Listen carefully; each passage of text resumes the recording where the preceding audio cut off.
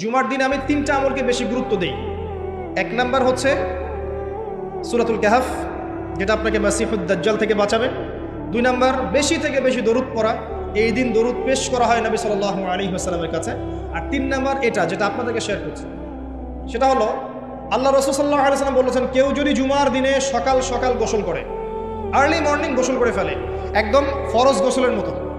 এবার সবচেয়ে উত্তম কাপড়টা পরে, নোংরা কাপড় না, বেস্ট কাপড়টা পরে,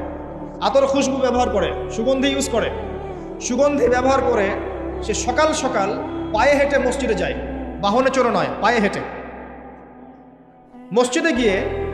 ইমাম বয়ান খুতবা শুরু করার আগেই মসজিদে চলে গেছে, ইমামের কাছাকাছি বসে,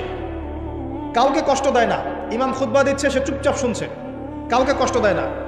এমনকি পাশে কেউ কথা বলে তাকে এতটুকু বলে না চুপ করো, এতটুকু বলে না, চুপচাপ খুতবা শুনে নামাজ পড়ে ইমামের সাথে সালাম ফিরায়। নবী সাল্লাল্লাহু আলাইহি ওয়াসাল্লাম বলছেন, এই যে প্রতি পদক্ষেপ হেঁটে এসেছে,